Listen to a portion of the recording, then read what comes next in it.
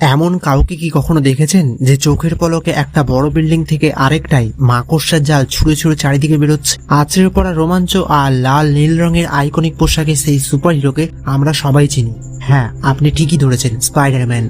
কিন্তু কখনো কি মনে প্রশ্ন এসেছে, এই মানুষটা কি বাস্তবে সত্যি সত্যি কোথাও ছিল, নাকি পুরোটাই একটা মজার কল্পনা? চলুন আজ জেনে নেওয়া যাক স্পাইডারম্যানের আসল সত্যটা আর তার সেই বিখ্যাত রূপের কথা। গল্পে শুরু হয় পিটার পার্কার নামের সাধারণ এক চশমা পড়া ছাত্রকে দিয়ে। তাকে যখন একটা বিশেষ তেজস্ক্রিয় মাকড়সা কামড়ায়, তখন তার পুরো জীবনটাই বদলে যায়। তার সাধারণ শরীর মুহূর্তের মধ্যে দারুণ সুঠামো আর ভীষণ চটপটে হয়ে ওঠে। সে তখন আর সাধারণ মানুষ থাকে না, দেয়াল হোক বা ছাদ, একদম গিরিগিটির মতো অনায়াসে চারিদিকে হেঁটে বেরোতে পারে। আর এর সবচেয়ে আকর্ষণীয় জিনিস হলো তার জামা কাপড় বা কস্টিউম। এর পুরোটাই লাল আর নীল রঙে ঢাকা থাকে। লাল অংশের গায়ে থাকে জালের মতো দাগ, যা দেখতে একদম মাকড়সা জালের মতো লাগে। মুখের ওপর থাকে সাদা বড় চোখের একটা মুখোশ, যার নিচে তার আসল চেহারা ঢাকা থাকে। আর সবচেয়ে মজার ব্যাপার হলো তার হাতের কবজিতে থাকে একটা ছোট্ট যন্ত্র, যেখান থেকে সে শত্রুর দিকে আসল জালের মতো কৃত্রিম জাল ছুঁড়ে মারে। এত সব কাণ্ড কারখানা দেখে মনে হতেই পারে এ কি সত্যি নাকি কোনো গল্প। আসলে কথা হলো, বাস্তব দুনিয়ায় স্পাইডারম্যান বলে কেউ কোনোদিন ছিল না। 1963 সালে কমিক্সের পাতায় এই পুরো কাল্পনিক চরিত্রটি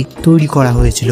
আচ্ছা, এর পরের ভিডিও স্পাইডারম্যানের কোন বিষয়ের উপর চাইছেন তা অবশ্যই কমেন্ট করে জানান। আর এমন ধরনের অজানা ইতিহাস জানতে আমাদের পেজটিকে এখনই ফলো করে রাখুন। দেখা হচ্ছে পরের ভিডিওতে।